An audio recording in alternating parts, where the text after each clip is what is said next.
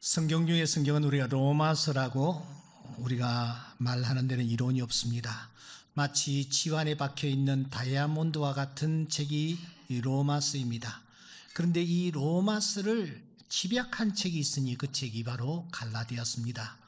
갈라디아서는 바울이 쓴 여러 서신들 가운데서 제일 처음 기록을 했습니다. 그러므로 갈라디아서는 바울 서신의 뿌리라고 할 수 있습니다. 이 뿌리에서 그가 쓴 12권의 줄기가 거기에서 뻗어지고 열매를 맺는 그런 모습을 가지고 있습니다. 그러므로 갈라디아서는 매우 중요한 위치를 점하고 있는 것입니다. 그 갈라디아서의 핵심 구절이 무엇일까? 주제가 무엇일까? 우리는 지난 시간 갈라디아서 6장 7절로 잡았습니다. 우리 다 같이 한번 외워보았으면 좋겠습니다. 스스로 시작. 스스로 속이지 말라. 하나님은 업신여김을 받지 아니하시나니 사람이 무엇으로 심든지 그대로 거두리라. 여러분, 다른 성경보다는 이 로마서를 축약한 갈라디아서, 그 갈라디아서의 핵심 구절이라고 할 수 있는 6장 7절은 여러분 꼭 외우셔야 합니다. 왜 이 구절을 핵심 구절이라고 할 수 있습니까? 이유는 간단합니다. 하나님, 즉 복음에 대해서 아주 쉽게 알아듣기 쉽게 간략하게 소개하고 있는 책이 그것이 6장 7절이기 때문입니다. 하나님은 절대로 첫째 뭐요? 업신여김을 받지 아니하신다. 둘째, 하나님은 무엇을 심든지 뭐요? 그대로 거두게 하신다. 잊지 마십시오. 우리가 콩을 심으면 콩을 거둡니다. 팥을 심으면 분명히 팥을 거둡니다. 우리는 팥을 들고 은내 안 심었는데 우리는 그렇게 자기를 변명할 수 있습니다. 심었습니다. 거두게 하시는 분 하나님이십니다. 더 중요한 셋째가 있습니다. 하나님은 때를 뭐요? 홀로 주관하신다. 무슨 말입니까? 하나님이 때를 관장하고 계세요. 그래서 이 때 속에는 하나님의 은혜가 숨겨져 있는 것입니다. 우리가 심은 그 열매가 때가 되면은 거두게 되는데 하나님은 그때 그 때를 뒤로 미루시는 거예요. 어떨 때는 앞당기시는 거예요. 여러분, 만일 우리가 심은 대로 다 거둔다면은 오늘 이 자리에 앉아있을 사람 저는 한 사람도 없다라고 생각합니다. 그런데 하나님은 그때마다 긍휼과 자비를 베푸셔서 하루가 천년같이 천년이 하루같이 때를 주관하시면서 우리에게 은혜를 베풀어 주셨기에 오늘 우리가 여기에 있는 줄 믿습니다. 이 하나님을 내가 믿고 있는가? 나는 어떤 하나님을 믿고 있는가? 내 삶의 현장에 이런 하나님을 모시고 살아가고 있는가? 진지하게 우리가 물어보아야 될 것입니다. 그런데 이 핵심 주제가 담긴 7절, 6장 7절 잠시 넘어가 보시기 바랍니다. 6장 7절 넘어가 보시면은 이 7절이 6절부터 10절까지 한 묶음으로 되어 있는 것을 볼 수 있을 것입니다. 7절이 독립된 구절이 아니라 한 묶음 속에 들어있다라는 것입니다. 다시 말하면 한 단락으로 되어 있는 것입니다. 동그라미가 되어 있고 동그라미로 마치는 것입니다.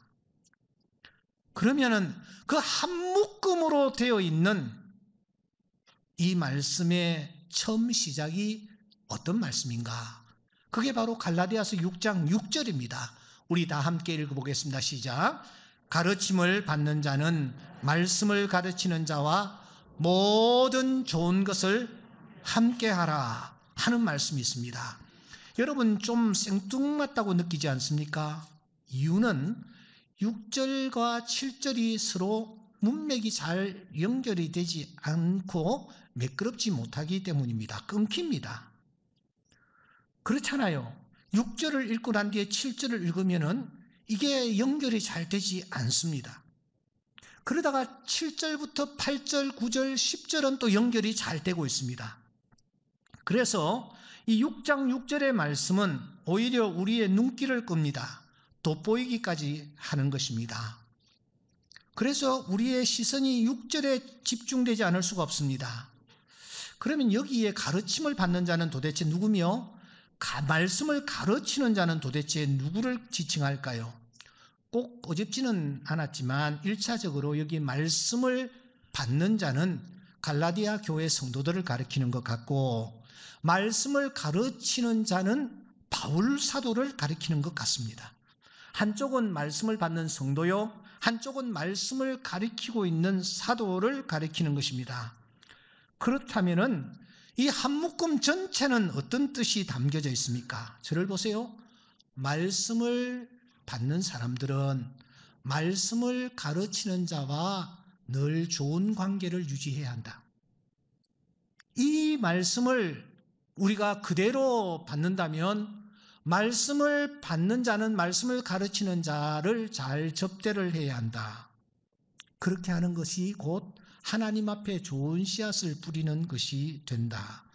하나님은 심은 대로 거두게 하시는 분, 그 사람은 필경 좋은 것을 거두게 될 것이다. 왜냐하면 하나님은 무엇을 심든지 그대로 거두게 하시는 분이시기 때문이다. 우리가 이런 뜻으로 본문을 이해할 수가 있습니다. 갈라디아 교회 성도들이요, 여러분들은 말씀을 받는 자들이 아닙니까? 그렇다면 말씀을 가르치는 자들과 좋은 관계를 유지하고 좋은 것을 함께 나누시오. 그러면 하나님이 기억하실 것이요, 좋은 열매 필경 거두게 하실 것이요. 이런 뜻으로 우리가 이 본문을 이해할 수 있습니다. 그러니까 오늘 우리가 이 본문에서 느끼는 것은 바울이 은근히 자기 자신을 잘 접대하라고, 좋은 것이 있을 때는 혼자서 먹지 말고 나누라고 부추기는 뜻을 뜻합니다. 부흥회 같은 곳에 우리가 참석해 보면은 이런 류의 얘기를 심심찮게 듣지 않습니까? 요즘도 TV를 켜면은 그와 비슷한 얘기를 강단에서 서슴없이 내뱉는 자들이 있는 것을 봅니다. 그런데 다른 사람도 아닌 바울이 정말 그랬을까? 바울이 그 정도의 수준이었을까? 그렇게 낯뜨거운 요구를, 그것도 첫 편지를 쓰면서 여러분들이 말씀을 가르치는 나한테 잘하시오. 그러면 하나님이 당신들에게 복을 주실 것이요, 여러분들은 복을 받게 될 것입니다. 그렇게 하면은 복을 받는 그것이 비결이 됩니다. 이런 식으로 은근히 강요를 하거나 세뇌를 했을까? 그래서 저는 바울이 쓴 다른 서신들을 살펴보았습니다. 비슷한 내용이 있는지 살펴보았습니다. 찾을 수가 없었습니다. 그런데 왜 하필이면 여기에서는 이런 권면을 하고 있는 것일까? 여러분, 이상하지 않습니까? 저는 이 의문을 가지고 실험을 했습니다. 그러다가 본문을 들여다보니 그 답이 1장 1절에 숨어 있는 것을 확인했습니다. 여러분, 1장 1절로 다시 돌아와서 우리 천천히 1장 1절을 한번 읽어보는 것입니다. 시작. 사람들에게서 난 것도 아니요, 사람으로 말미암은 것도 아니요, 오직 예수 그리스도와 그를 죽은 자 가운데서 살리신 하나님 아버지로 말미암아 사도된 바울은.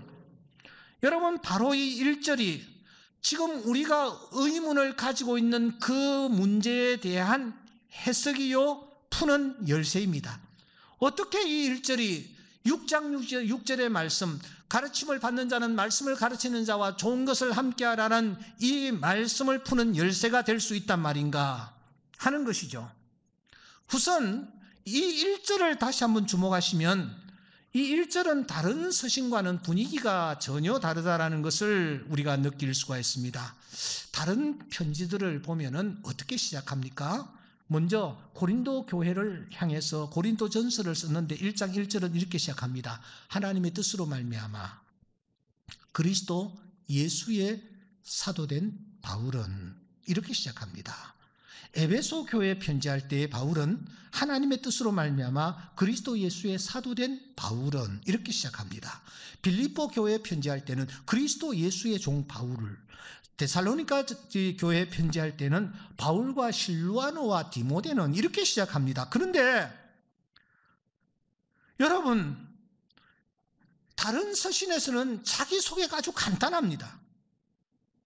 어떤 경우에는 자기소개도 하지 않습니다.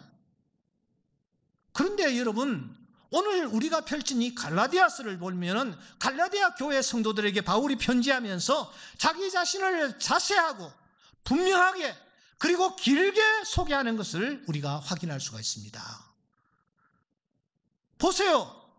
편지이기 때문에 그의 음성을 들을 수가 없습니다만 그는 지금 분명히 톤을 굉장히 높여서 누구에게 항의하는 듯한 그런 분위기를 풍기고 있습니다.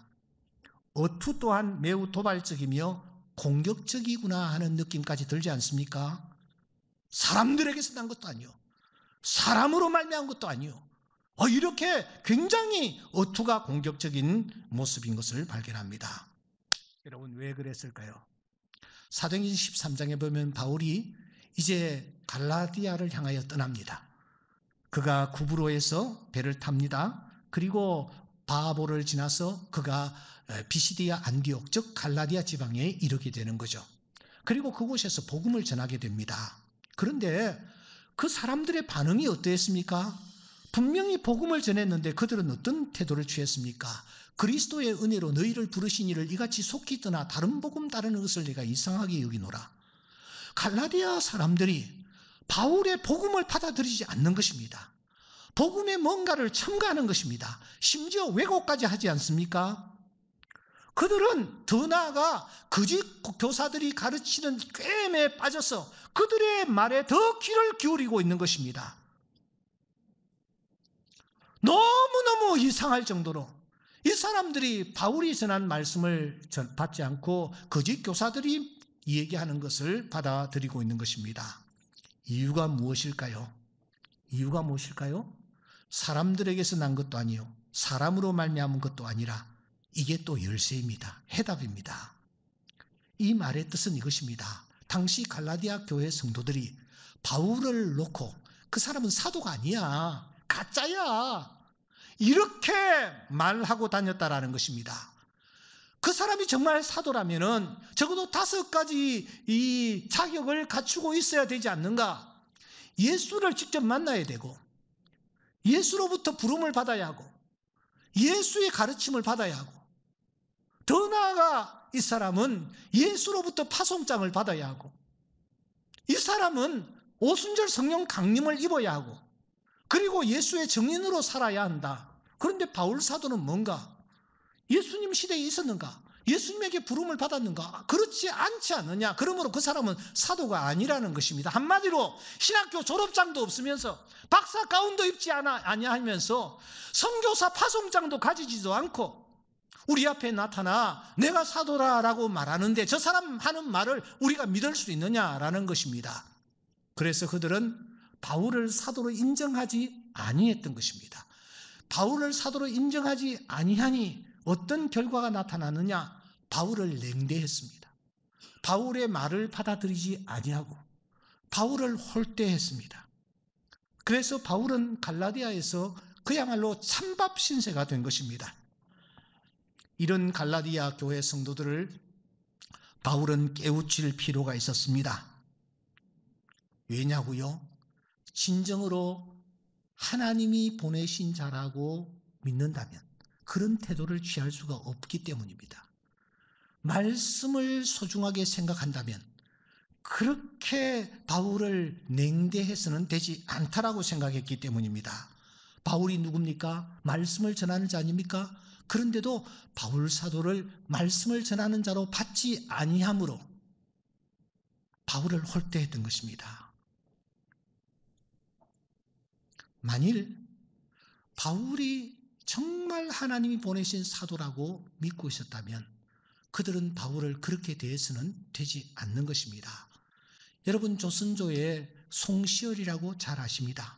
이 사람은 조선왕조실록에 3000번 그 이름이 언급될 정도로 조선왕조 시대의 최고의 그는 학자였습니다. 하지만 그 당시에 동인, 서인, 노론, 소론 해가지고 사색당파들이 얼마나 싸웠습니까? 이 과정에서 당파의 제물이 되어 그가 제주도에 귀향을 가죠. 거기다가 다시 끌려서 귀향을 하는 중에 왕이 보낸 특사가 나타납니다. 특사가 사약을 가지고 온 것입니다. 그때의 장면을 실록은 자세히 소개합니다. 약이 도착하자 우암 송시열은 상의를 가져 다 몸 위에 덮어라 하고서는 눈을 감은 채 왕이 있는 쪽으로 무릎을 가지런히 하고 몸을 숙여 전지를 보내온 편지를 경청하였다. 마침내 사약을 받자 약을 들고서는 베개에 누워 운명하니 이날이 숙종 15년 1689년 6월 8일 계유일이었다. 이렇게 소개합니다.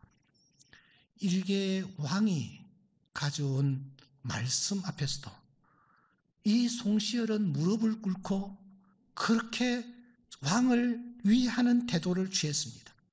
가이사라의 고넬료도 그러했지 않았습니까? 성경은 이렇게 말합니다. 마침 베드로가 들어올 때에 고넬료가 맞아 발 앞에 엎드려 절했다. 베드로가 갑자기 깜짝 놀라서 말을 합니다. 일어서시오. 나도 사람입니다. 무슨 말입니까? 이 고넬료가 베드로를 신처럼 대했다라는 것입니다. 고넬료가 누굽니까? 이탈리아의 백부장입니다. 많이 배웠습니다. 권력과 힘이 있습니다. 정복자 나라의 군대 장관입니다. 그런데 베드로는 누구입니까? 저 갈릴리 바다의 어부 출신입니다. 얼마나 배웠는지 우리는 알 길이 없습니다만은 일자 무식이었다라고 우리는 생각을 합니다. 그런 베드로 앞에, 아무 힘도 없고 권력도 없는 베드로 앞에 지금 고넬료가 무릎을 꿇는 것입니다. 왜 그렇습니까? 고넬료가 하나님의 말씀을 가지고 왔다라고 믿었기 때문입니다. 그런데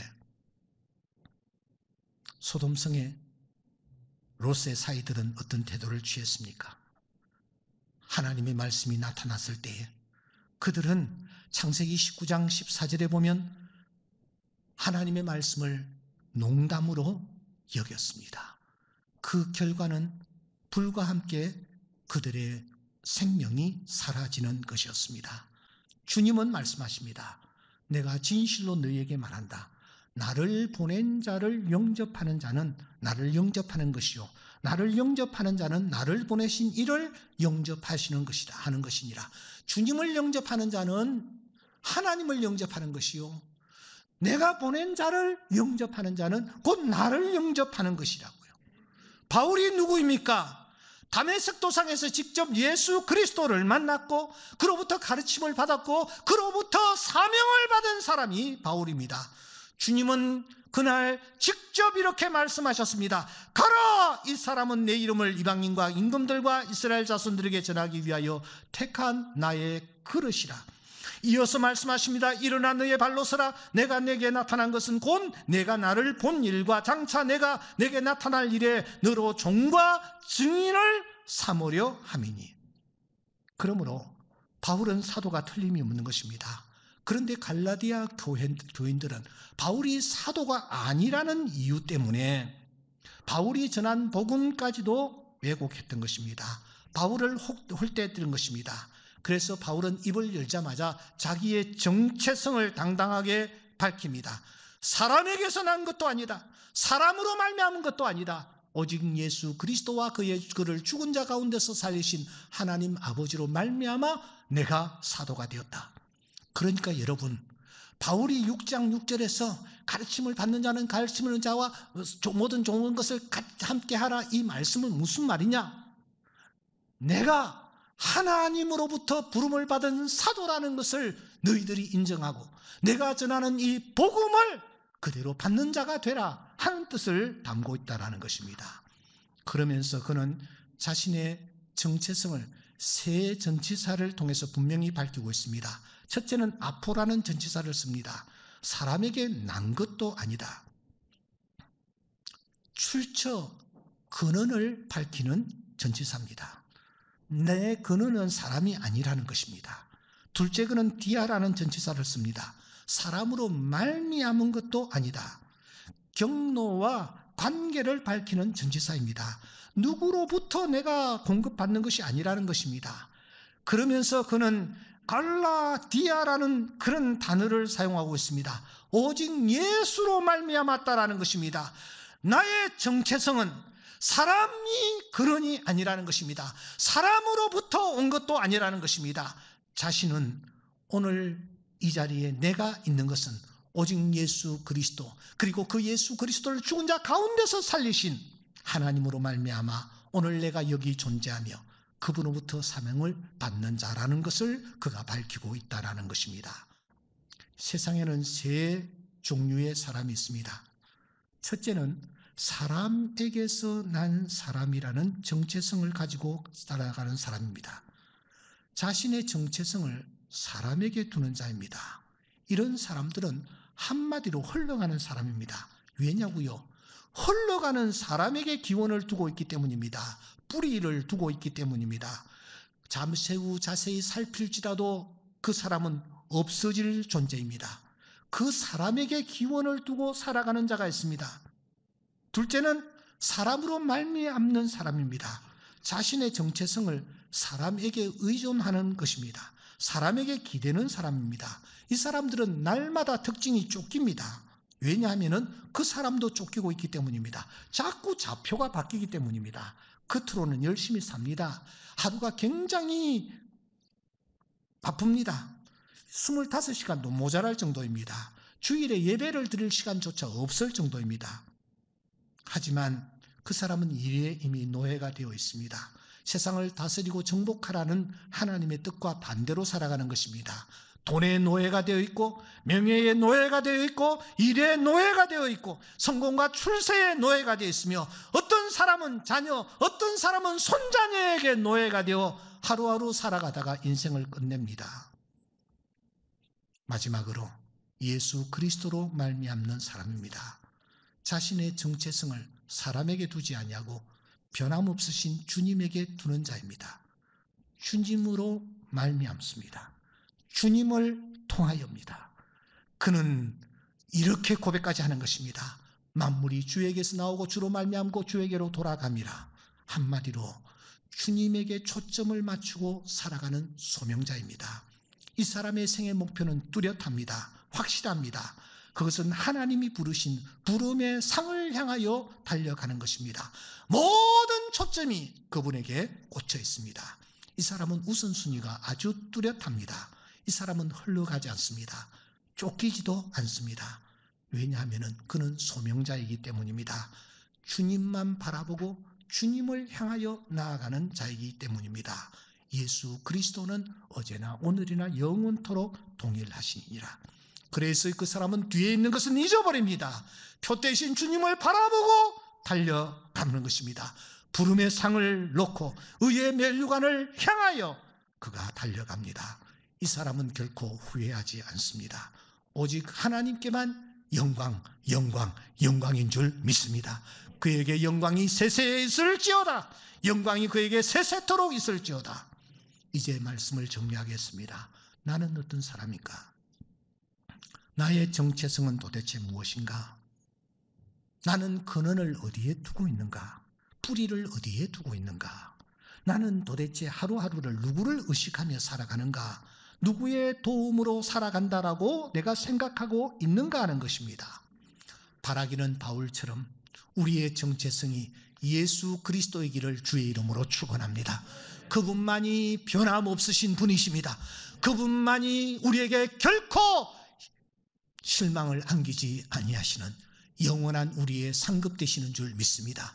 그러므로 바울은 고백합니다. 전제와 같이 내가 부음이 되고 나의 떠날 기약이 가까웠도다. 내가 선한 싸움을 싸우고 나의 달려갈 길을 바치고 믿음을 지켰으니 이제후로는 나를 위하여 의의 면류관이 예비되었으므로 주 곧 의로우신 재판장이 그날에 내게 주실 것이며 내가 아니라 주의 나타나심을 사모하는 모든 자에게도니라.